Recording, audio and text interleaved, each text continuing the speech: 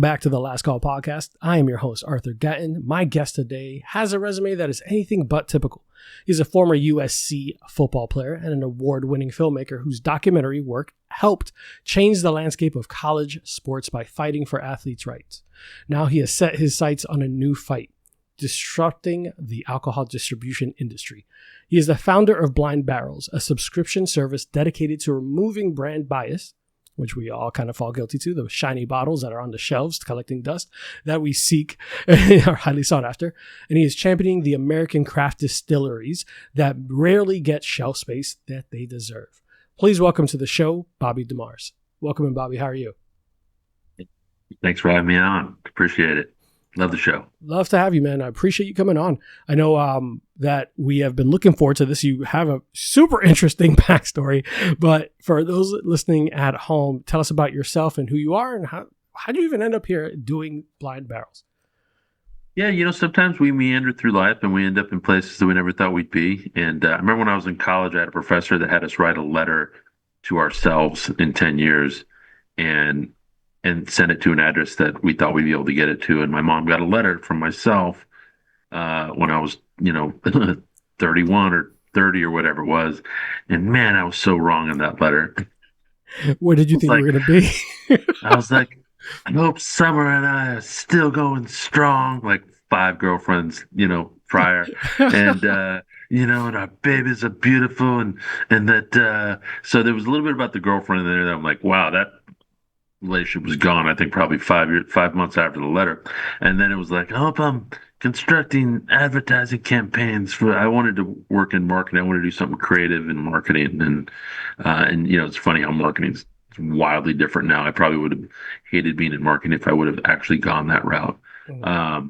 But yeah, I was born in Southern California in the San Fernando Valley. And, my mom was executive assistant. My dad was an inventor. So my dad was a risk taker. He was roll the dice. Just one of these guys that he's probably one of the most prolific individual inventors of the last 30 years. He has over 200 patents. And that doesn't mean you have 200 inventions. That means that you have 200 things that you protected that you either didn't sell in time before the patents ran out. Or, look, you go protect something and then you make the patent and then it takes you years to sell it and then it takes years to come to market. And then you only have, half of, if you're lucky, of the patent left to actually make money on it. And he actually invented the bubble gun. If you go to Disneyland, if you go to any amusement park or when you were a kid, you screw in the bubbles, you pull the trigger, the bubbles that come out, the mechanism that would time up the soap, the airflow, and the membrane all at once. That same technology is in every single bubble toy. So he invented that, and he wasn't an engineer, a guy that sat around and like the dad from Gremlins, where he's like screwing the bathroom buddy together or whatever it is. Yeah. He was the guy that would just put his hands together and create a membrane and think of the idea of a bubble toy and have engineers come up with it. And so. We weren't wealthy growing up. I slept on the couch actually at my dad's house, which was not bad because I had the biggest house and I had the biggest TV in the house, and the fridge was right there, and it was the couch was really comfortable. And he kind of really hit it when I was in college, but I was around a risk taker in the sense that I saw the stress and the turmoil and the anxiety that comes with taking risks. And that's either going to make you eventually do it, or it's going to make you never want to do it. And it's funny, my dad tried to steer me away from all the risks that I ended up taking in my life. And he's obviously on my side now, and we're kind of through that. But and my mom, on the other hand, who was, worked for corporations as an executive assistant for, big time people, always pushed me to take risks and to take chances. And so there's some irony within that in and of itself. And so, I went to USC on a football scholarship. That wasn't really planned. I didn't really even play football growing up. I just, I transferred schools in the Valley where everybody was really scary, and it was right after the riots, and there was a lot of animosity, and understandably. And then my mom lived up north, and so I went to school right in the middle, and all of a sudden I'm going against a 200-pound center named Chad, and it wasn't that scary, in the sense that this guy didn't have any animosity, and so I went into this environment where I was dominating and was all state, as a junior and got offers from everywhere. And the thought of playing at the next level wasn't really a thought, but obviously I wanted to take that financial burden off my parents. And so I created a matrix, looked at all the schools I was looking at and created a magnitude for the things that I cared about and literally created an algorithm. And so I had Harvard and Stanford as options too. And I went to USC specifically because I could study business as an undergrad. Most people think it was because it was a better football school, but it was really because I couldn't study business as an undergrad at Harvard and Stanford. And then I wanted to be in the film school there. And then I got there and they said, you can't be in the film school. And I was like, why? And they're like, because all the core classes are on Tuesdays and Thursdays from 2 to 6. And you have meetings and practice in that exact window in both semesters. So I applied to the film school without telling them. And I convinced the dean to let me do Cinema 101 last, which doesn't make any sense, but they let me do it. So I was the first player to get in the film school there, which was really cool. And then, came out of college, was really disillusioned. I did a lot of internships with, I did one with Xerox and I did one with big ad firm. And I really got disillusioned with corporate. The first of all, I hate wearing ties. I hate wearing suits. I look great in a suit, but I just hate, I feel just buttoned up. I feel confined. And I felt like every time it was like I'm at a new school. You go to a new school and you don't know anybody and you don't know the rules of the game, or, like the first time in junior high, you got to go to classes. I'm like, I don't know the rhythm of this environment. And I just felt like it wasn't natural or innate to me. And then I also just discovered that best ideas don't win and everything's cutthroat and everybody's, especially in a creative environment, everybody's not on your side. Everybody's rooting against you. And so I didn't want to go the corporate route. And so I tried to make films independently and become an independent producer and a writer. And then to make a living while I was doing that, I started doing test prep and teaching kids, SAT, ACT. And then I discovered methods that were better than what that program taught me. And I eventually started a company that, mentored and tutored, foster kids, 200 foster kids throughout the county. And what that did was, if you're going to start a service industry, you can't just hire a bunch of people and then hope you get the work, or get a bunch of work and then hire the people. There's kind of this weird pass off. So having this account where I could mentor and tutor 200 foster kids allowed me to hire 70 people. And then when other work came in, I then could obviously charge a lot of money for that. But I actually fell in love with it. I loved the idea of not just being, the moniker of a tutor is like, oh, you're helping kids with their homework, but I'm an educator, I'm a mentor, I'm a motivator. I get to play a pivotal role in the catalyst of this kid's life. And so, got really into mindfulness, started a company that was related to that, and did make some films. We did a feature called Talk to Me with Universal with Don Cheadle and Martin Sheen, Chiwetel Ejiofor, Taraji Henson. Oh, wow. It was kind of the first Black art house film that crossed demographics. Okay. So like in the film industry back in the early 2000s, like a lot of the African American audience films were Tyler Perry films, right? And then if they made like a Hotel Rwanda with Don Cheadle, it was mainly white people going to see that. And the film that I think gets the credit for crossing over is Precious. Precious was a really dynamic, engaging film, and it was such a great film that it didn't matter. It wasn't, it started dispelling the myth of like Black art house films. We don't have Black art house films anymore. We just have good films. You know what I mean? And a lot of them happen to be African American films. But back then, that's not how distribution works. They need to see what the paradigm of the film that came before it was. So they were like, we need to sell this to white people because it's testing really well. You know what I mean? So, which was a mistake. Got some Golden Globe nominations, and I mean, people were getting on buses and traveling 2 hours to go see this movie. Wait, you got some Golden Globe nominations for that?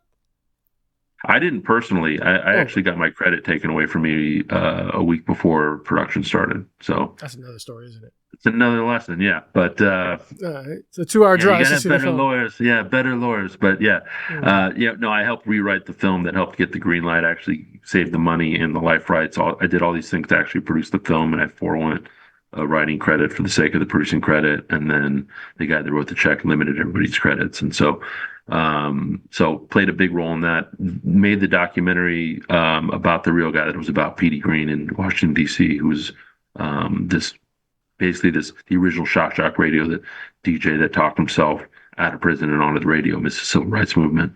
So made a documentary about him that was on PBS and won some awards for that. Don Cheadle narrated that, which is really cool.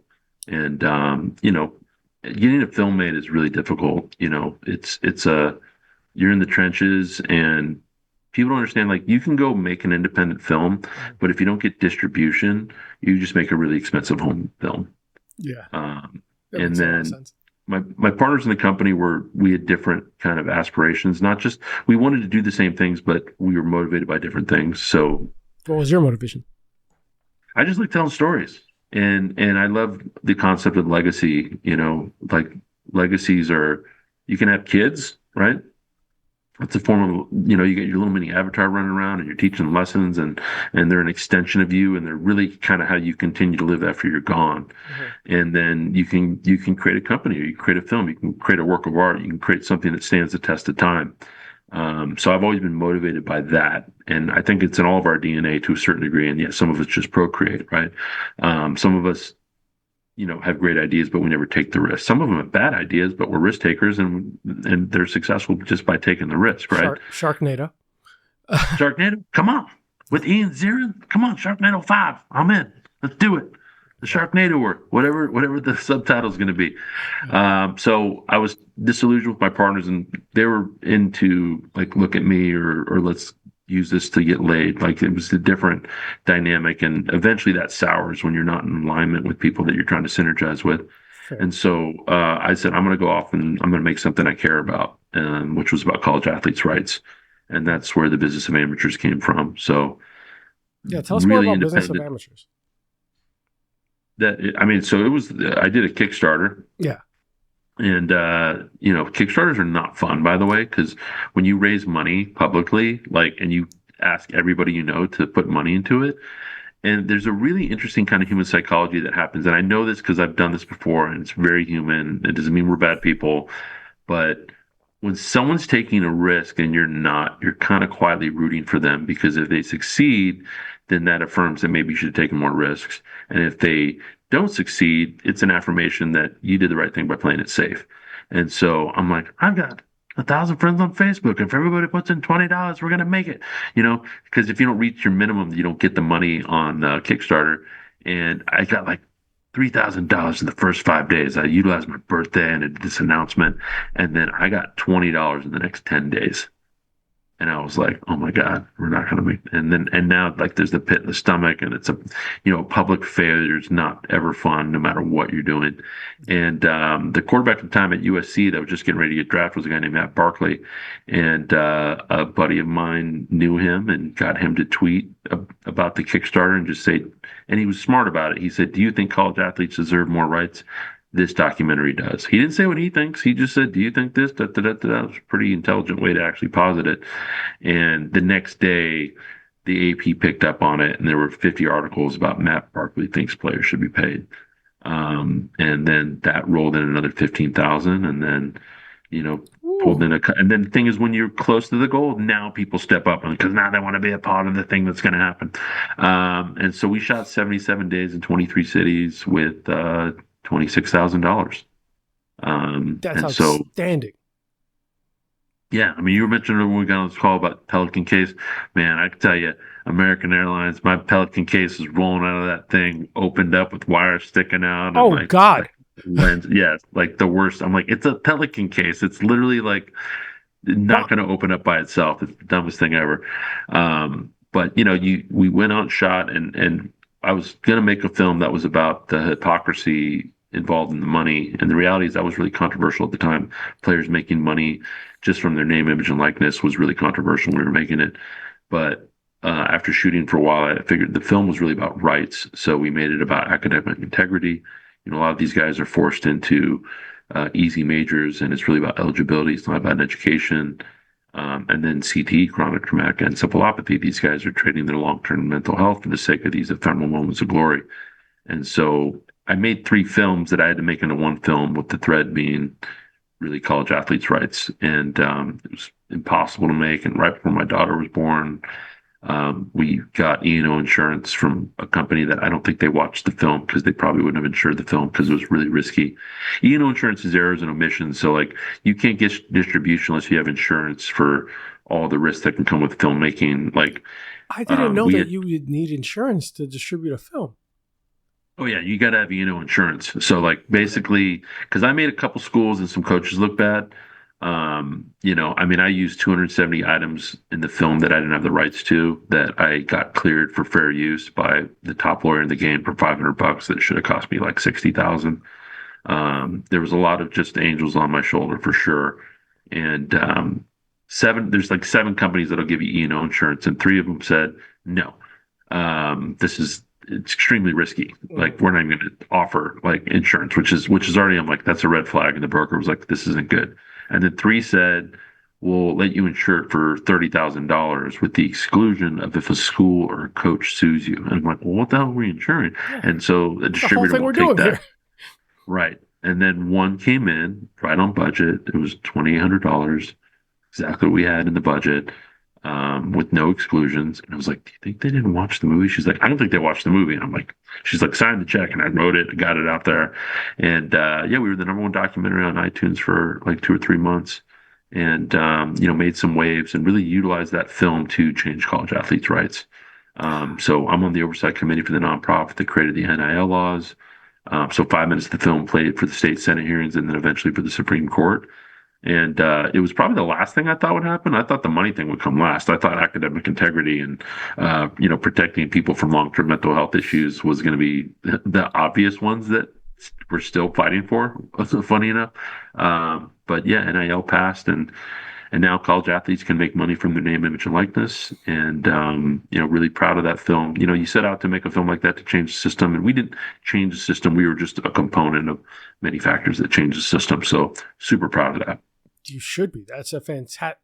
You have the wildest backstory. Well, pretty wild backstory.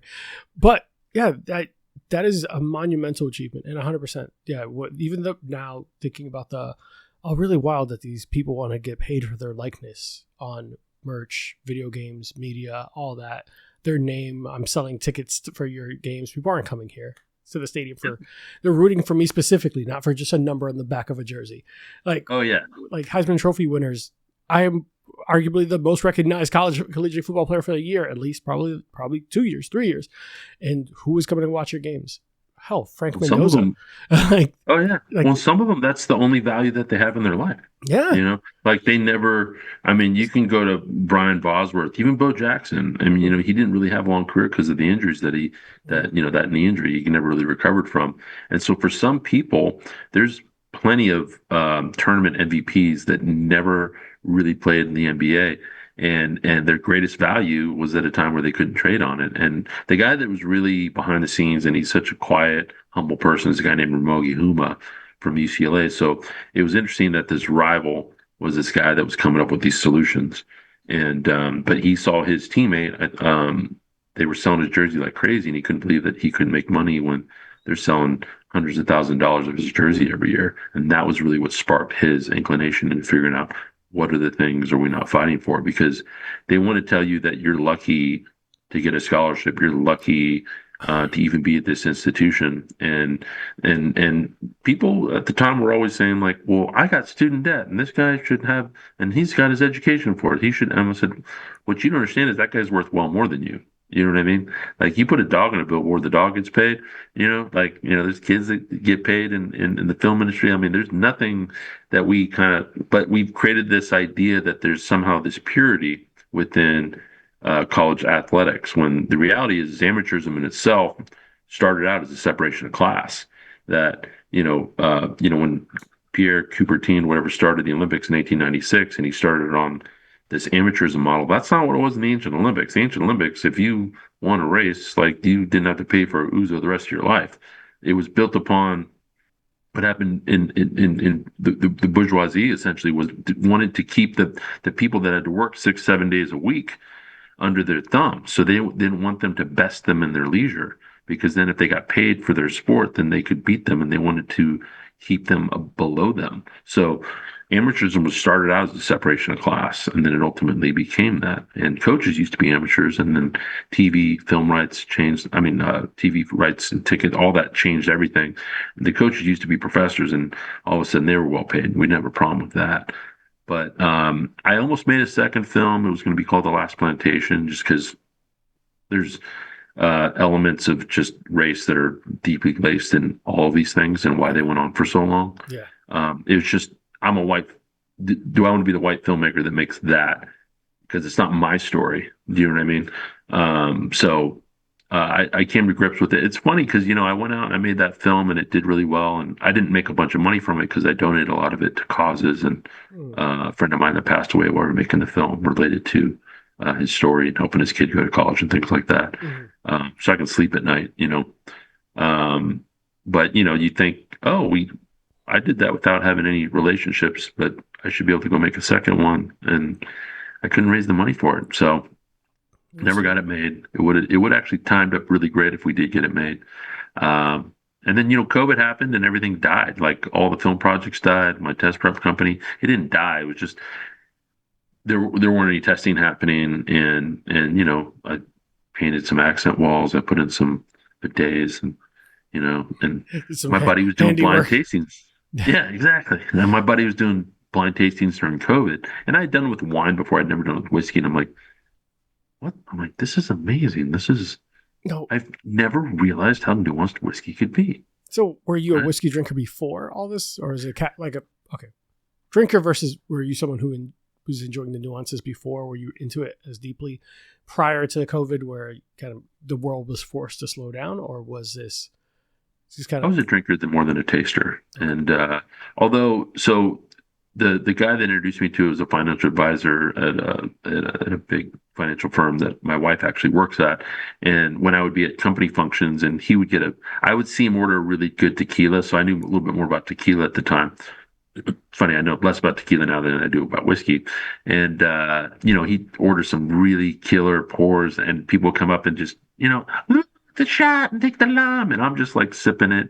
And I just remember looking at his face where he looked at me like, yeah. And I was like, I appreciate you. Like, this is the dope pour. I'm going to enjoy it. Right. Mm-hmm. And so when he set up some blinds during COVID to connect us while we were all disconnected and isolated, and I called him, I think after the second one, and he was setting up 8 and he was giving us 30 milliliter pours, like 830 milliliter pours that were all like from things that whatever he paid for. So he could have an old Fitz from like 1994 or something that he didn't pay that much money for. And he was only charging us the money that he paid for it versus what it was worth now. So we're getting these killer banger lineups for like next to nothing. Cause he's just a really, Christian. He's a co-founder of the company. I went and started the company and founded it. And then after a year, I'm like, I'm going to make you co-founder just cause you impregnated me with your baby, and now you got to take care of your baby. And I told him, I'm like, this is a business. He went, yeah, okay. And I was like, I'm going to figure this out. Like, nobody's ever done this before. And I quickly figured out why the alcohol industry, especially spirits and beer, are heavily regulated. There's all sorts of limitations. I was dealing with one of these hurdles literally today for half the day of just a new hurdle that came out of nowhere. And it's really not easy to get other people's liquid and whiskey, anything into our bottle. Yeah. And then, the 3-tier system became after Prohibition, where the people that make it have to give it to distributors that then have to give it to a retailer before a consumer can have it. So it's very restrictive. And there's some good distributors out there, but, the mafia ran the alcohol game during Prohibition. I would say the mafia didn't get out of it. They went into distribution. And they control who gets the shelf space and who gets on premise and all of this. And so Christian, the guy that introduced me to all this, he said, look, if we're going to do this, we should feature craft. Yeah. And I was like, okay. And I was like, cool, let's do it. I didn't even think about it, right? Yeah. But it was brilliant because in the end, putting Maker's Mark and Bullet and Jack Daniels, there's nothing special about that. Yeah. And we have other competitors in the subscription alcohol space that I won't mention because, I'm not into bad juju for that. Yeah. But I won't say the name, but I did try one of those before, the subscription based ones. And what I did find, even though there was some brands that, hey, I didn't have to commit to a full bottle to see if I like this or not. I could, make this was not as good as I thought it was going to be. And I didn't have to there's one out there that's a single blind. So like we're a double blind, meaning you don't know anything at any point. A single blind is I know what these samples are. I don't know the order of them, right? Yes. And for me, I'm like, I don't really care. But also all of those pours were stuff that I could get in any, Benny's, Total Wine, Bevmo, Liquor Mart, whatever your big liquor store is in your state. 100%. And that's kind of why I didn't love it. Was I'm like, I could just turn around and try the same shot at a bar and decide then if I liked it or not. I'm like, I'm not really getting anything unique out of this. It was just like, oh, okay, this is cool for like 3 months. And then it just, meh. So what we also didn't like was if you did want to buy a bottle of something, to me, it was very much built for I'm not going to say stupid, but uninformed consumers where like, okay, they're selling you a bottle that's 15% markup on what you can go get at the liquor store. Mm-hmm.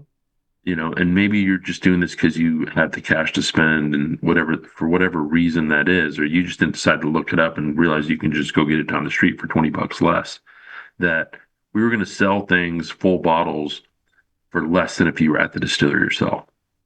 So most people come for the blinds, but they stay for the access. Mm-hmm. And also we're starting to think called Bobby Stash right now. Like I got over in my corner, I got a bunch of Midwinter Nights Dram. Like that's normally like $180, $200. Mm-hmm. We're going to sell for like $130 for members,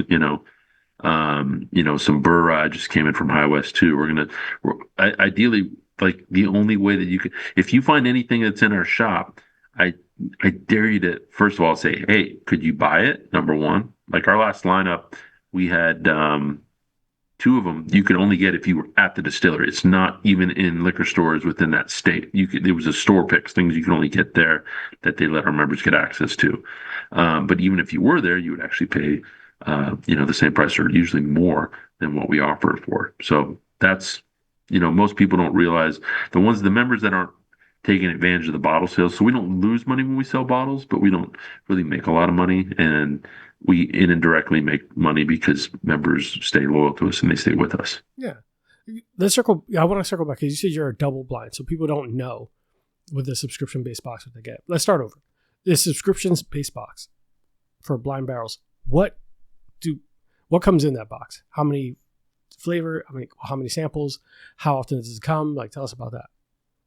So it's a quarterly kit. So you can pay for a quarter, you can pay for an annual. The annual prepays for 4 quarters. We throw in a 5th bonus box. You get 4 tasting glasses. So we really kind of try to push you towards the annual and commit to it. You can get a one-off and not commit to a subscription too. That's an option. Mm-hmm. And there's 4 samples in there. They're 50 mLs. It looks like 100 just because we use really thick dope glass. We made custom glass. We spent a whole year just making custom packaging, building the website, getting custom glass, getting all the permits and licenses and all the stuff that we had to do, the relationships that we had to form to really maneuver amongst the 3 tiers. We were really patient with launching the company, so we didn't just hurry up and screw it up. And then these 4 samples are A, B, C, D. And then there is a taste. So it's a really nice high-end, soft touch, gold leaf. There's a magnet with a ribbon pole on it. It's everything about it's as high-end as possible. I've never made custom packaging, so that was an interesting thing to kind of learn. Yeah. And just figure out what, we could have gone the corrugated box route, or we could have gone this other route. And I had friends in the industry that are like, okay, we can hook you up for like $15 a box. I'm like, we can't charge people $500 to do this in order to not lose money. And I just kept calling. I called every vendor in the country until we could get our boxes for an affordable price, but still have premium. I mean, the boxes themselves, you don't want to throw away, and you shouldn't, because what you should do is use your bottles and you make blinds for friends, right? So you can, reuse it. Yeah. Some people, we had a contest for like, hey, what are you going to do with the box? And somebody made a Zen garden out of it, and somebody, made they put all the stuff that they need for their car, like jumper cables and all this other stuff in it. And so people got really creative. This other guy did this whole wood thing out of it. He won. That was just unbelievable. He built in this tasting things where you can put your 4 tasting glasses, a thing that holds the card, places to put, like, fit the bottom of the bottles, AB. Like, I mean, it's, he made enough for all of us, and it's sitting over there, and it's beautiful. All right. Well, shoot. All right. So every There's a quarter. tasting table. So the tasting table, if you've seen the wheel, the whiskey wheel, where you're constantly turning it, we converted the wheel into a table. We reinvented the wheel. And on there is a QR code. And the QR code doesn't just tell you what everything is and let you buy a bottle, but you can guess the age, the proof, and the type of whiskey. Okay. And you'll actually get a score that tells you how accurate your palate is. Oh, okay. So it's gamified. That's even more And so, fun. yeah. Yeah, building an app is not fun, is what I figured out. But and it's not an app you have to download. Everything's kind of like it's on the site. It's an app that we built on the site.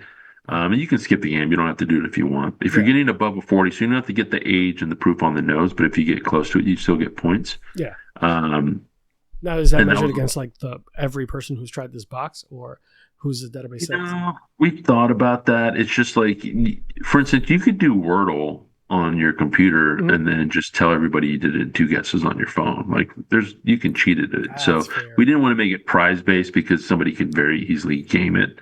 Mhm. Like if you're getting above 40%, that's pretty solid. Every now and again, somebody will get 70%. Mhm. But we give categories for the types. So like in the box, I'm going to send you, there's a millet grain, which is wild. Like, I mean, who's making millet? Yeah. There's a Kansas City style, which means they actually throw 2% of into it is sherry. It's not finished in a sherry cask. They throw actual sherry into it. Oh. There's one that has a corn varietal that almost went extinct in the last 2 years of corn. They built back up and eventually made, and they're the only ones that have this very specific type of corn.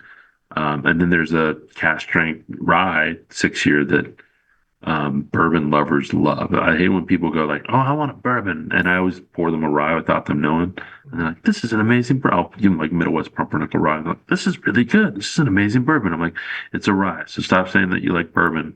You like whiskey, and this is just one of the really cool things that you can have." Yeah. Um, I'm a rye guy. It's all up there. Dude, ryes are bomb. I mean, So ryes are delicious. like, oh yeah, I can even tell everything's blurred out, so I can see on the. Let me just guess by the blur. On the far right is a Penelope. It might be a barrel proof Penelope, and the far left that is Smoke Wagon. That is a private select Smoke Wagon. That little purple on that left one on the far left. No. That's not Smoke Wagon. So That on one the on that upper shelf on the far left that up there. is Is everything out of focus? that's the rare character single barrel select I for know. Orlando Whiskey Society. On the right is Thomas H. Handy Sazerac Rye.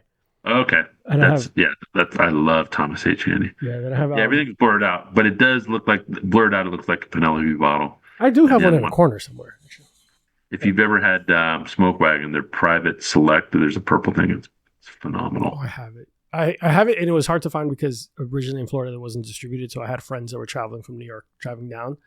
They stopped at a store, like, "Oh, we found this. Do you want this?" I was like, yes, I do." It's like, yes, please. And when I was Yeah, in Colorado, I'd send everybody with like when we travel somewhere, I pack very light. It's basically all like underwear and a couple of shirts, it's not and like then you do what because I I'm do. gonna yeah, you come back with like 15 bottles. Yeah, You're supposed to have two, but TSA doesn't care. TSA You're fine as long as nothing leaks. You're good. they're not paying enough attention to me. They're looking at what my 3-ounce bottles have. Yeah, exactly. So, like when you're talking about these brands and everything, I know that we already talked about your filmmaking career, your story writing, your writing in general. How do you translate that into the skill set where you're describing the story behind each bottle? I don't know. I assume that you're the same as me. Part of the reason why I enjoy some of these spirits is that history, the story, the kind of just the legacy that comes around it. We talked about legacy earlier. How do you translate that into telling these stories in kind of palatable, still, and not taking away from that experience for those people that are purchasing these subscriptions? So, I mean, I'd say the filmmaking stuff comes in a lot where I'm shooting a lot of spots or, so I can edit and I can shoot. I can do a lot of different things that maybe other companies can't do, which is great. But the storytelling of the brands, I actually lean on my chief tasting officer, which is Christopher Sebastian. And he's like 32 going on 70. He's an old soul. He can tell you like how the esters affect. He's such a likable human, and he's a good Catholic boy. He's already got 5 kids. You know what I mean? But I mean, like it's so funny. Many Like children. he's one of these guys that I always tell people, I'm like, Seabass might convert you into Christianity just because he's such a good human. Yeah, He's never going to try to convert you because, I mean, because Catholics he's a don't really big do that. yeah. But he's just a good dude. He's just such a good human and a good person. But he is, we call him the professor. He knows so much, Hmm. and he's not going to use AI to write anything. Anything that's on our site is handwritten, and all the tasting notes and all the things that you're going to experience when you do the kit. The love and the care that he shows is at another level than what I have the time for. Yeah. And I don't have the time to do it as much as I would love to do it. And I do write things all the time. Hmm. I mean, I'll write songs that I then throw into Suno and then I put that into it. So I'll have some fun creativity doing that. Yeah. We did that today. We had all the guys that were packing and I just like made like an 80s, like theme song as if we're doing a TV show and introducing everybody. And Hmm. so it's not going to sell any bottles or whatever, but I think it's fun to be able to do stuff like that. Yeah. I mean, it's still, yeah, I think that's part of the enjoyment of it. And having a partner that does that aspect of it is perfect. I'd like more people that are helping you build this vision and work towards this company and make it successful. Because, Yeah, you got to delegate it, and I'd say the hard thing if you start a company and you're lucky enough to do anything, yeah, because you're running a podcast, right? And the thing is that you're never going to get somebody to care about whatever you're doing as much as you, yes. but you can get somebody that's close to that, like Mhm. really close to that. Jeremy, my director of operations, Dave is my guy that sets us up. I mean, one of the things that's great about having a bunch of really smart students that you send to all these great schools is I would cherry pick the best ones and turn them into my assistants and then eventually marketing coordinators and build them into roles. And like my boy Davis gets us into Forbes faster than any publicist that you're going to pay 10 grand to. Davis? uh, Davis, who oh yeah, contacted me, Davis? I mean, Davis is, Mhm. yeah, I'm telling you, I believe you. I'm Davis just, is a college student at USC, oh no, I'm just making and sure. I was like, because I have his information if I need to reach out. he is a brilliant young man and a go-getter, and that's the thing. It's like if I'm going to bring on somebody, I'm like, Davis, you're never going to get coffee. You're never going to do any assistant level stuff. You are going to get your hands dirty and have a lot of experience. And anything that you want to do, you can do. Anything you don't want to do, you don't have to do. And I hope you take on all the challenges I throw at you and don't expect to defeat all these challenges and obstacles that come your way. It's going to be hard, and it should be. But yeah, the team that we have. So Christian, is co-founder. Seabass, we call him Christopher Sebastian. He's our chief tasting officer, Seabass. and yeah, so they'll do the tasting. We'll film it. They're both great on camera. I'm good on the mic and the camera too, but I want them to kind of do their own thing. I want to give them autonomy in how they're doing it. But like right now, Seabass is going to get me all the tasting notes for March. We've already shot the video. So this is a partnership. The March one is a partnership with Fred Minnick, who's like, Yeah. one of the top authors, critics in the game, right? Yeah, that's a And so, badass interview. Oh, well, that's a badass experience.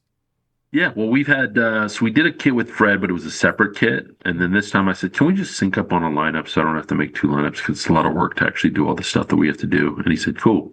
So, Fred shot a little intro video, and he just has a bestseller on the USA list right now for Bottom Shelf, a book he just wrote, which is really great. He's very candid, just about how this bottom shelf whiskey that he found Old Crow kind of ended up saving his life, literally, from being a veteran in the Iraq War. And he was, I think he was a photographer, but he still ended up in some really harrowing, horrible situations that gave him PTSD and took him to some dark places and made him suicidal. And luckily, he didn't end his life, and he turn this idea of connecting to your senses and your palate. I mean, the thing about tasting is great whiskey, in my opinion, is when I come home on a Friday and I go outside and I'll have the same pour for an hour and I'll just and yeah, you can get inebriate. You can do whatever you want. You can choose your own adventure with whiskey, right? But for me, it's about connecting to the senses and reminding me to be present with my kids and in these precious moments that I have with them, and connecting with people. That when you're having a pour and I don't have any bottles that aren't open at my house, like that are just collecting dust, everything. Like I can see your Thomas H. Handy. Yeah, that's about a third empty. Like you're pouring that, and that's how it's supposed to be. Yeah. Like if you've got a unicorn, you got something. Now don't pour it for somebody that's going to put it on crushed ice and not care about it, right? Or take a You shot. put it on ice. I don't care. Yeah, yeah, or yeah, taking a shot, or like, oh, this tastes like Jack Daniels. I'm like, it's not. It's like, why did I pour that for you? Yeah. Share it for somebody that's going to appreciate it, right? Yeah. And make a moment, and a memory, a laugh. That's all we have is these communal moments, right? So Definitely, yeah, but and I agree with that. I think that a lot of my favorite stories and experiences with my friends happen to be around a bottle or good food. So yep, I always think that it's one of my favorite things to do. Like during COVID, I know that we talked about it briefly. Part of the reason why I even got into the podcasting and doing what I'm doing was because I would have people that I trusted and, hey, like that we could feel comfortable around each other. Instead of going to right. bars, we chilled here. I'd buy a new bottle or come up with a cocktail, and we'd sit around and tell stories. And I was like, wait a minute, there's something here. No, this is 100%. This is what it's all about, right? We're here to connect with each other, and look, you don't have to get drunk or wasted or to have a good time. And some people, I think, lean on alcohol being this conduit to these good times. You can do, and if somebody has an unhealthy relationship with alcohol and they're a member, like, and they leave for that, either for health reasons or, like we've had somebody on the live once where he was just one time. No, he was just kind of the what we don't want people to do, which is to kind of make an ass out of yourself. And I call him like, dude, I think maybe you should step away. That this is, at the end of the day, like we want this to be a healthy thing. Yeah. Alcohol is an unhealthy aspect in a lot of people's life, but it can be a healthy one too. And I think Fred Minnick is a great example of that. But yeah, we're the only brand he's ever partnered up with, which is great. So things from his top 100 lineup are in this lineup. Oh, wow. There's a unique blend in there that there's only 150 bottles of it. That's phenomenal, like off the charts good. And people are going to be mad at me because we're going to run out of it. I'm going to limit it to one per person. And, I have to like pay an app, like just to create that limitation on our site, and what'll happen is someone will wait till the middle of April or the late April and they'll do it. And they're like, how come I can't buy this bottle? And they'll get mad at me. And I'm like, and I'll send all these emails. And I'm like, don't wait to do the lineup. This is like, and most of the people that know that have been with us for a while know that when I say that, I'm not joking. Like this is a killer offering and price and everything. And this is a bottle that you're going to want to drink with your kids one day. Yeah. Actually, I'm kind of curious. I'll wait till after the show. So we talked a little bit about these removing the brand, removing the bias, but also that your partner, Seabass, was saying like, hey, let's not market the big brands like Makers and Blanton's and Buffalo Trace. Do you think that because that label, and it's true, I have opinions about this, and people who've listened to previous shows know how I feel about price and branding versus actual value. Do you feel that when you remove that bias and remove those labels, did you start seeing things go a different way than normal? Like, were you seeing people lean towards the underdog distilleries or lean towards like these, oh my God, has to be, what was that like? It's interesting because, and first of all, it was Christian that did that. I know if my guys ever listen to that, they'll be like, Seabass didn't do that. That was Christian. Apologize, Christian. And it's interesting. The smaller brands. So our members are a really interesting mix. We have a lot of couples that do this together, which I think is awesome. Like we do lives, a lot of couples show up, a lot of friends. There's a group of sisters. There's a mother-daughter group. There's like, people think women don't drink. I'm like 30% of our members are women. Women love whiskey as well. A whole section of whiskey and tequila that's hers. Well, but I always say we're not a whiskey company. We're an experience company. Mm-hmm. We're providing an experience, and that experience isn't just that we're giving a blind, but we're giving you stuff that you wouldn't be able to normally try any other way. So when you have a millet grain, I mean, you've probably never had a millet grain in your life, but you get to have a millet grain. Mm-hmm. And that bottle is actually an allocated bottle that won bottle design of the year. It's not a bottle that you can readily buy. And if you did, you'll pay $30 more. So there's people that are really into discovery. And so a lot of people in our club our membership are early in their whiskey journey. And then there's some that are the ones that are chasing the blends and the Wellers are the hardest people to get to join, because they're going to start doing the math and they're going to say, oh, I'm paying $8 a pour. They'll start doing the math on the whiskey, and I'm like, well, you just paid 22 for a bottle of Weller SR, a pour of Weller SR at the bar.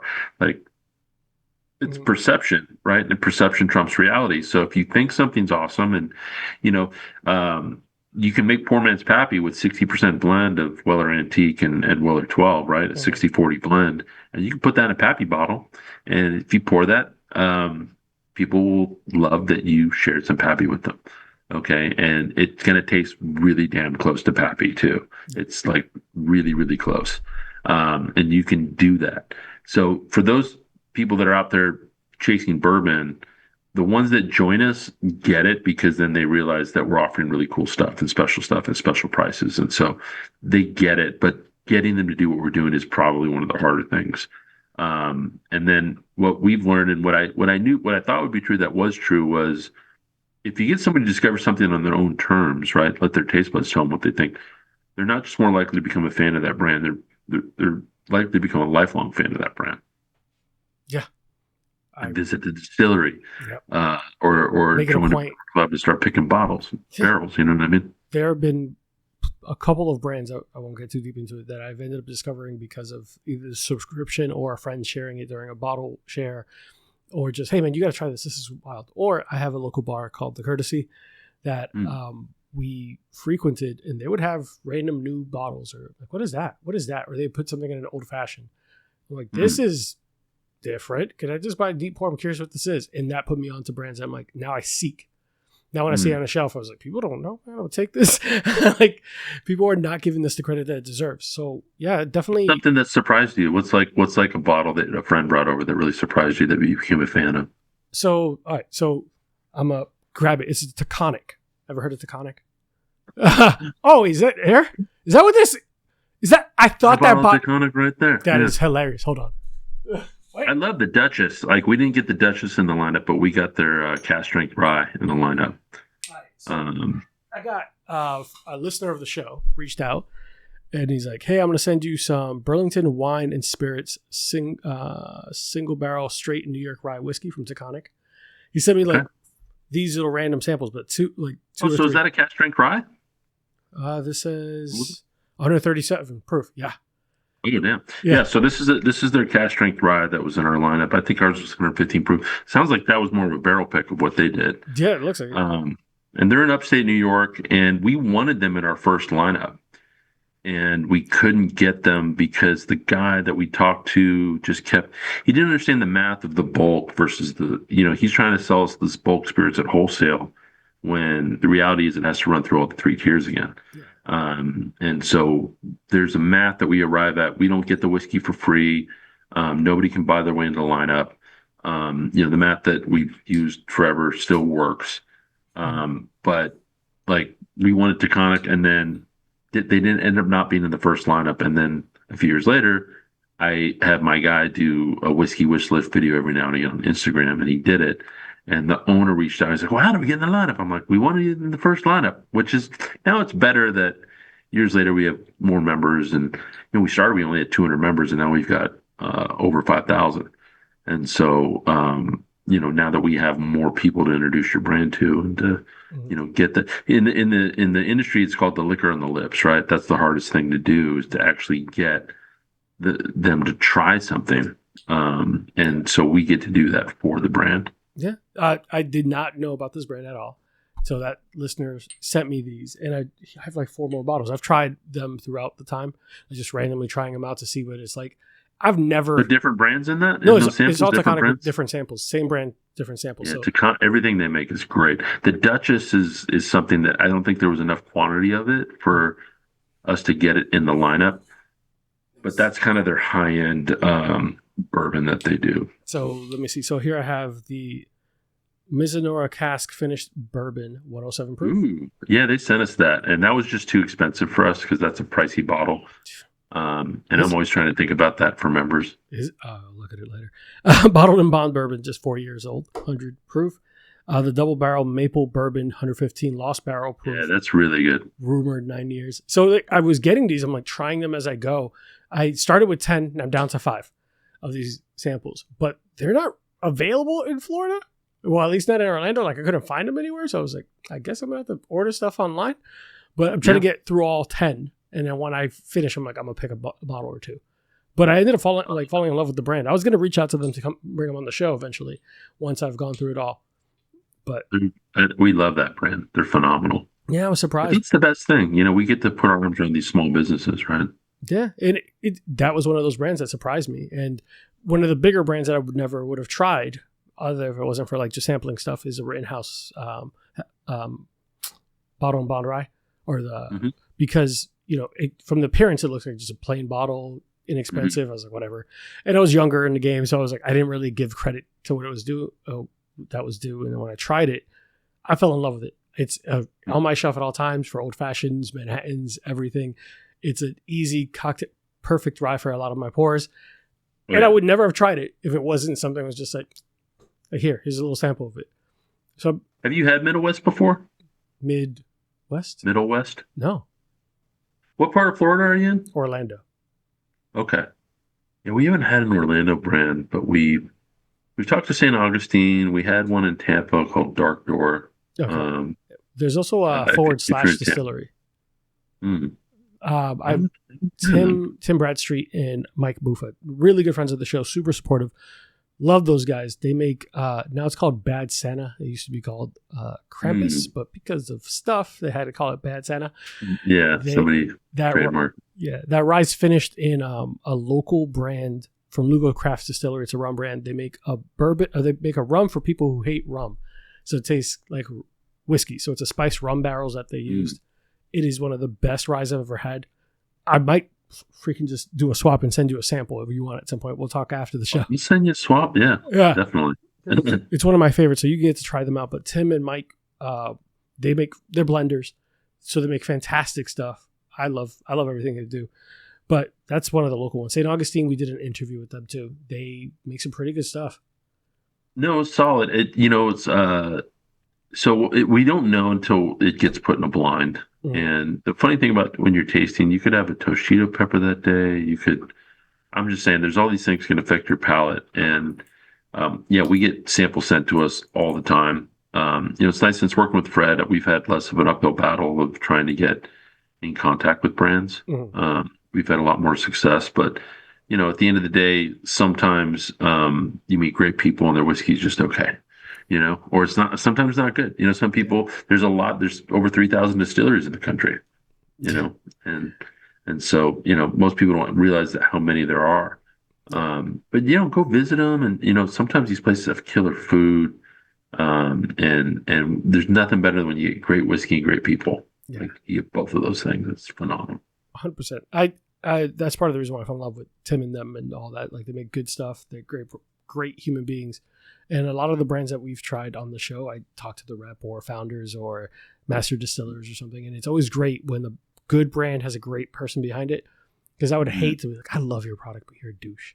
I would We've had a couple of those. Yeah, we've had a couple of those. But, sometimes it's like, are we really with their whiskey? Is this juice going to be worth the squeeze in terms of just dealing with the headache of it all? But we usually meet really great people. And it's more, the whiskey industry is really interesting because, when we do a whiskey trip every year, and like we were in Texas this last year, a year before last, and we've just hitting up all Texas distilleries.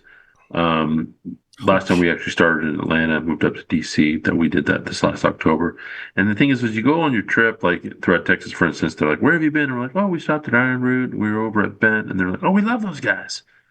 And it's this weird element in the industry where you support your competitors, and it's fascinating because you don't see that a lot. Oh, 100%. When I was talking to the guys from St. Augustine Distillery, they mentioned Angel's Envy and the port finish and all that. And not one bad thing to say. They're making fantastic product over there. They do great work, all this. And it's it's a healthy competition where there's plenty of space for all of you to exist, and just it's kind of damn near supportive of each other. It's like, yeah, if you haven't tried this, if you like our stuff, try this. This brand has a great version of this, or their own take on this, or like we had similar inspirations, so try their stuff. Oh, okay, I love this. Depends who you talk to. Obviously, there's always a douche in there. Oh, totally. Yeah. No, everybody's different and everybody's unique. And yeah, you'll meet a curmudgeon or two. We've met some. And but at the end of the day, we work through if their whiskey's good enough, we're going to try to get them in the lineup. Try. I mean, yes. I can't wait to get my box. Actually, now I've been thinking about it.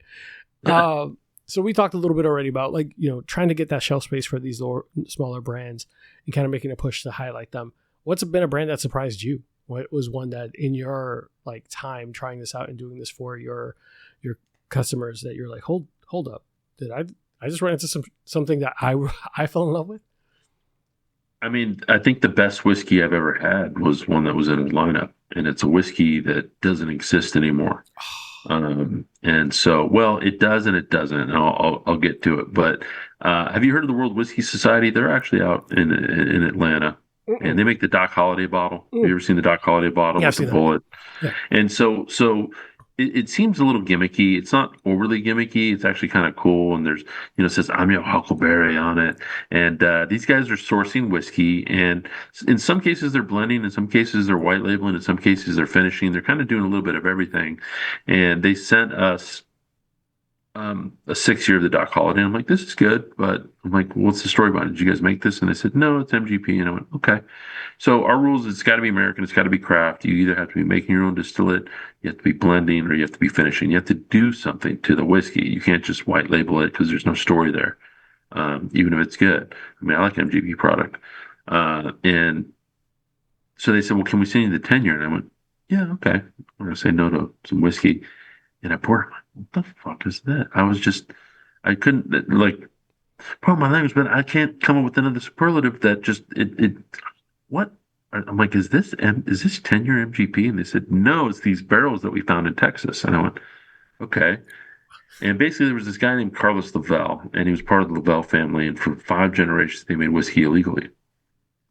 And they would bounce around throughout Georgia, and they'd go up to, Appalachians, and they'd evade the feds.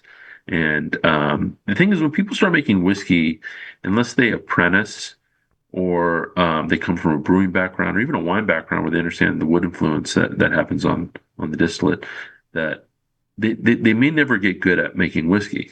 And, like they may start out, but this guy was making whiskey since he was 7. Okay. And when he was in his 70s, his daughter convinced him to go legitimate. He started this Ivy Mountain Distillery. And so if you see the Doc Holliday bottle, the 10-year, it's always really good juice. It's not this whiskey that they sent us. This was something that, so when I put it in a blind for my guys, they're like, Bobby, are you messing with us? Because I will. I'll put their favorite stuff in the line, just to see if they'll give it a B- and mess with them. I'm like, oh, you hate the thing you love. What does that feel like? And they're like, is this testing their conviction? Oh, yeah, exactly. I'm like, well, you're doing it blind. They said, is this William LaRue Weller?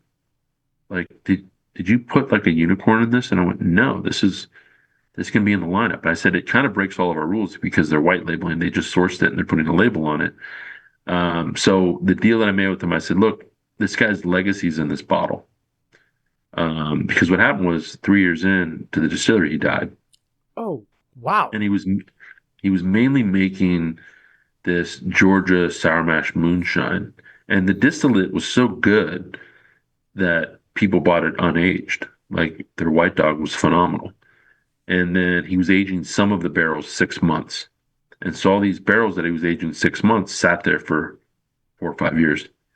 And the family eventually offloaded them. Bardstown bought a bunch of them, put it in their Fusion series.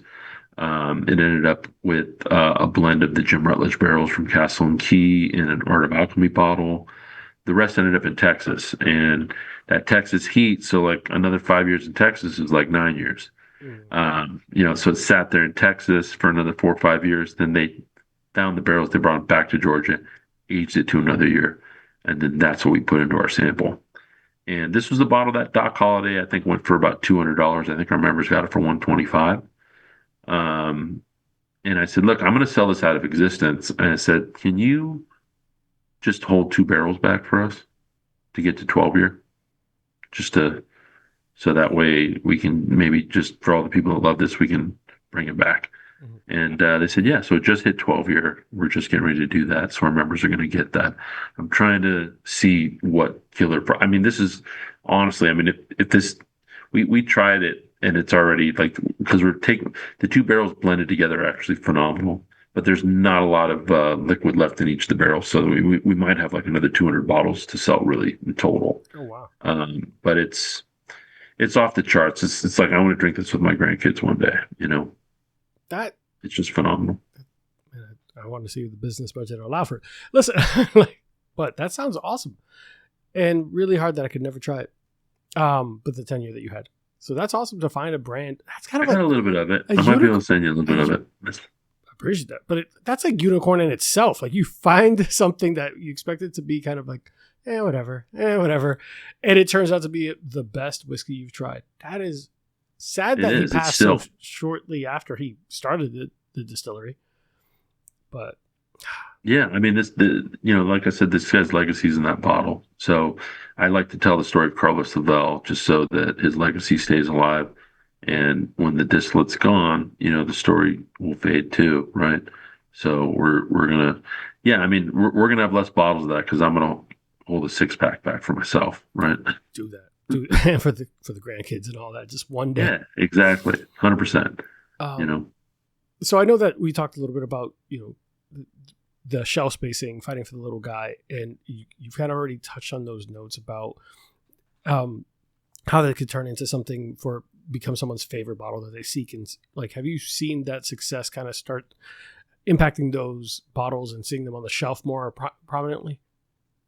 Yeah, I mean, yes and no. I mean, so sometimes we'll get a brand that's well distributed, and they're in the lineup because the whiskey's good. So there's been a few times where we've had a really well distributed brand, and so now when we have that, I would say you got to give me something really cool, something really special, something that nobody else has. Okay.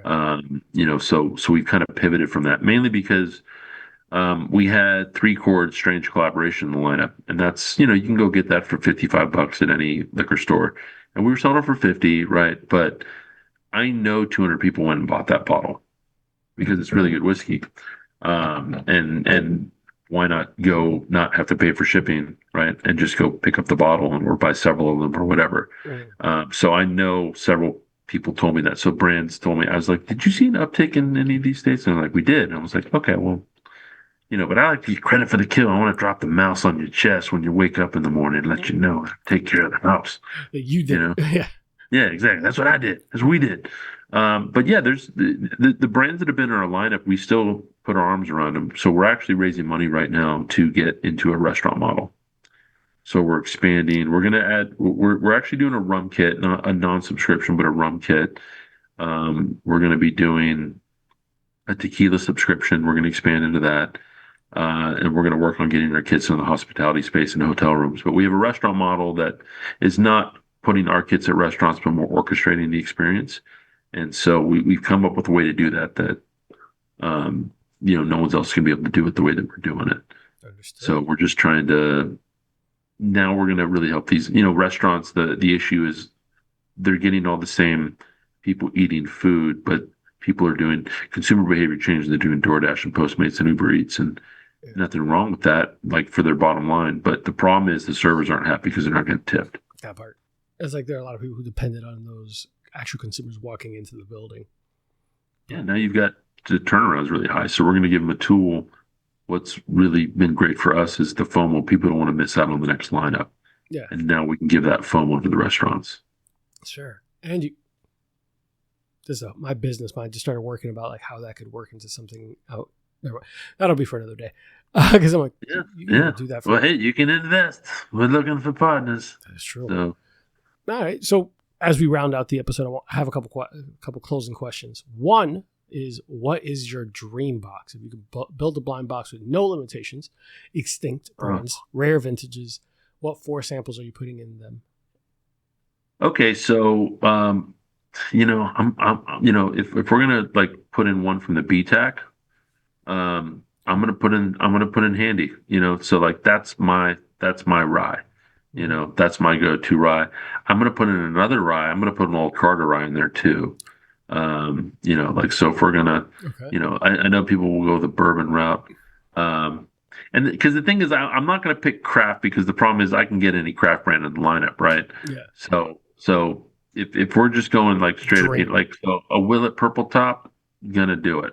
Okay. You Okay. know, it's just I love, you know, if you visit Willet, you know, you got to get the egg, you got to get the egg sandwich, right? You got to get the egg salad sandwich. Like that's a standard. But when I was there, they were pouring a 15, a 17, and a 16-year purple top, What? $25, and you got a pour of all three. What? When did you go? Like I know. Well, but they didn't let us do it again. I was just going to stay there and keep what? doing that, but The, it what was like a luck is that? Wednesday. Oh, dude, I'm just sitting there, and I just saw them over there, and the three purple, and they could have very easily been, you know, 7 or 8 year purple top. No, they were all like really well aged, like phenomenal, just like Wow. off, you know. Crazy. All right. What's your fourth?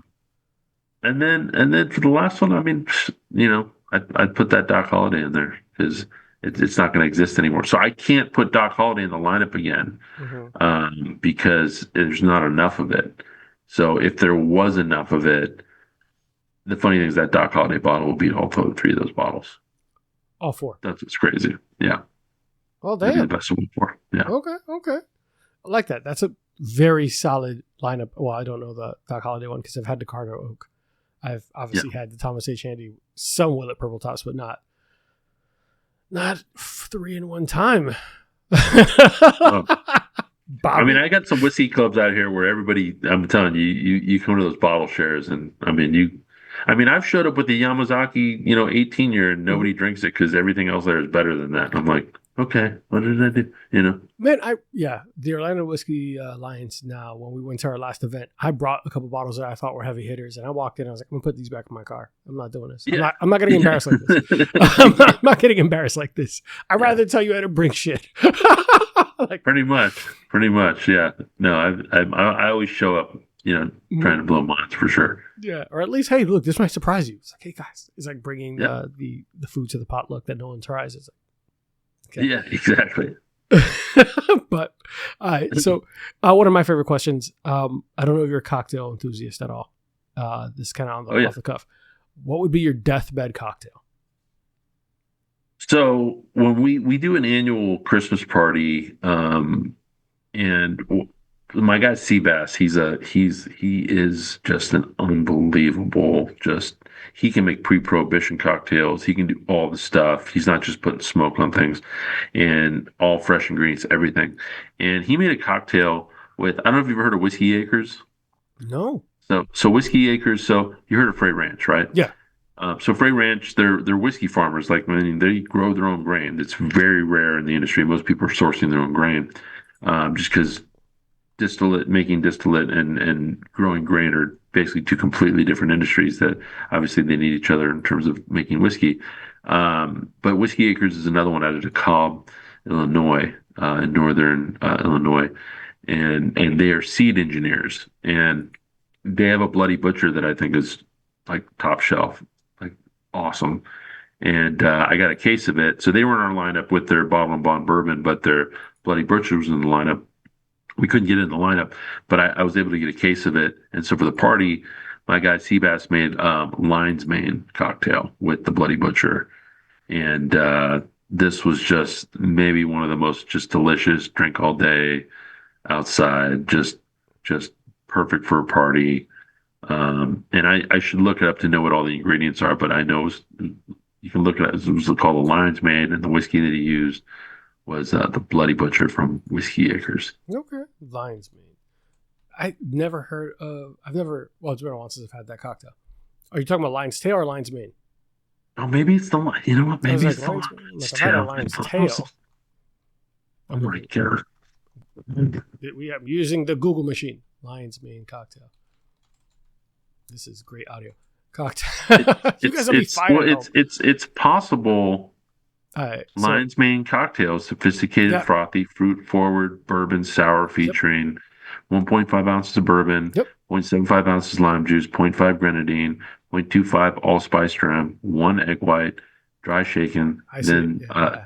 then shaken with ice and served in it. Yeah, it's close. Yeah, it's close to the It's lines. creamy, it's fruity, and the thing is, like, the white, some of the stuff with like the egg white and all that, like, you don't have to do all of it, but I mean, Adds it to it was for real. just so the way he made it, it was so perfect, and he put his own twist on it. And he put these really cool garnishes, and I added the bloody. So if I'm gonna ever have the like the orange rind, you gotta go bloody. You gotta go bloody orange, like Mhm. every time. Like if I'm gonna put the rind around the rim and then drop it in the glass, I always get a blood orange. Okay. All right. I like that. I appreciate all that. I actually will now have to make a lion's mane because for my birthday, I made a lion's tail. So I have I have all of this stuff. Yeah, I'm in. Oh, do it. All right. Yeah, let me know what you think. All But right. I mean, maybe, and it might have been just been that the way that Bloody Butcher interacted with all those things that just made it, elevated it. Yeah. It could be. Now we'll take a look and see what it turns out like.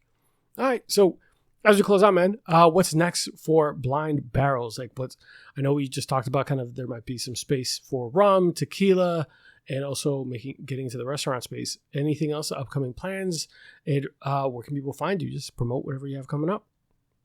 Yeah, I mean, so yeah, we're doing all those expansions, obviously restaurant, hospitality, tequila, rum. We just hit 5,000 members, so we're going to open up that Whistle Pig 25 year at the top. So that's going to be our celebration bottle that I got specifically for that. When we hit 1,000, I had an 18-year short barrel of the purple top that Congrats. it was one of those like $4,000 bottles, but I only paid like 400 for it. It was like the guy that like, I'm gonna trade this matchstick and get a car, and then he like traded the matchstick for a pen, and he traded the pen for a thing, and then he Mhm. slowly traded himself. So I did that with a bunch of bottles until I got that 18-year short barrel purple top. So we're looking forward to that. Yeah, you can find us on Instagram at blindbarrels.com. Just Blind Barrels on Instagram. And obviously, if you become a member, look, if there's customer service and you email customer service, you're going to get me. If you hit the chat on the site, you're going to get me. I handle all the customer service. I care that much, and I like to form relationships with all of our members. All of our members have, my cell phone number, and they can text me anytime. And, 5,000 they people have can, your cell phone number right now, Bobby. when you give 5,000 people your cell phone number, nobody uses it. That's what's kind of funny. People don't want to bug you. But yeah. Well, there's like three people that are squeaky wheels for sure, but I'm cool with those guys. Those guys are actually really cool. And at the end of the day, we care about this company, and we've built a community, and we're really proud of that community. And we'd love people to join our community. And yeah, the annual members, you get a fifth bonus box and you get 4 tasting glasses. So, hard to beat that. Love it. Are there any discords, any pages, anything where your friends, where the members can communicate and talk? Facebook pages? We've thought about that. Yeah, we've thought about creating a Discord, or even just like we have a Facebook group, but an interaction. So we do the lives, and it's funny because like every live gets bigger and bigger. We'd had 10 people on the live, and now we have like 200 people. And so you have your regulars that pop in, and we do giveaways. We gave away a sample of Pappy 23 at both of them. We gave away bottles. We gave away just some banger dusties. You get Christian a little inebriated by the end of it. He'll start giving away all sorts of crazy stuff. How often are those lives, and where can they? Is it just IG live, Facebook live, where else? We do a Zoom, so we send all the members a Zoom link, and we, have it set up for 2 different lives that they can join. And yeah, if you're a member and you're not doing the live, you're doing it wrong because it's a lot of fun. It's not just we're having a lot of fun during the whole time. That is fantastic to hear, man. Well, I can't wait to hear more about what you guys do in the future, and I'm really looking forward to that box. I like barrel. If you send me a whole barrel, I'm gonna be very confused, Bobby. Well, we'll get it out. We'll get it out to you, and yeah, good. I think we're gonna get you. You know what I might do since we're moving on to March? I'll send you our December lineup, which is the best of the best lineup. So Oh, it's basically like when the government shutdown happened, we couldn't do the legal stuff that we needed to do because the Trade Tax Bureau was shut down. So what we did is we went to distilleries that had already been in the lineup, that we already gone through that legal process. And then we said, give us something. So there was distilleries that were in the lineup, we didn't have a lot of people. And so let's not put the same thing in the lineup, but let's put something more special and interesting and unique from that brand okay. into the lineup. So we created the best of the best lineup. Well, I'm looking forward to it, man. I'm hell of excited. Trust me, I'm very excited about it. Honestly, by the way, I did open that Taconic, the little one. Nice. And it's all gone. I should probably. Oh, that rye is so good. Yeah. Actually, I picked the double barrel maple bourbon 9-year 115 proof. I think that's the Duchess. So yeah. I just chugged the Duchess. You did. It's phenomenal. I know. They didn't have enough of it for us to put it in the lineup, but that was what I wanted in the lineup. I didn't know. Whatever. That's made to be drank. There you go. Yeah. Thank the guy that sent you that. Yeah, definitely will. So shout out to James. I'm not going to say his last name. To James from Colorado. He hooked us up with the Taconic. But Bobby, gonna thank you guys. Make sure that you sign up or check out their subscriptions, blindbarrels.com. Make sure you give them subscribe, like and follow. And I definitely looking forward to seeing what this is all about and how often we could do this. And if you're getting exclusive purchasing power for bottles that people can't get anywhere else or at a better price, it seems like it pays for itself. Not a sponsor. This is not a sponsored thing right now. I'm just saying the logical thing that makes sense before someone's like, oh, Arthur's. No, not a sponsor. But that's the idea. I'll tell you, the one we did with Still Austin, that we blended 2 barrels together, that just maybe it's one of the best whiskeys I've ever had too. Yeah, those bottles in the secondary tripled in value. We did a barrel pick with Mammoth up in Traverse City, Michigan. It was a 15-year rye matured in a Weller barrel. It was a $100 bottle that started going for $500-$600 about a year later. So you could sometimes buy a couple of things and then sell one of them and pay for your membership. You can do that too. Hear it. Last call. But if you guys have any questions, concerns, anything like that, reach out to us if you want to find out more about Blind Barrels. Obviously, Bobby apparently cell phone is regularly handed out, so I'm sure you can reach out to him. But guys, don't forget, drink responsibly. Don't drink and drive. Do everything safe. Take care of yourselves out there. Share a pour with some friends. If you like what we're doing, leave a 5-star review. To all of Bobby's members who have listened all the way through, all 5,000 of you, make sure that you are liking, subscribing, and enjoying this episode. If you like what we're doing and you have someone else that you'd like to see on the show, let us know. We could reach out. If you have any cocktails that you want to make sure get featured on the show, please give us a shout. We're always looking for fresh ideas and not just stuck doing the same old thing. I want something creative, guys. Thanks, guys. Take care of yourselves and be safe. See you guys. Hey, guys. Today's episode is brought to you by Burn Termite and Pest Control.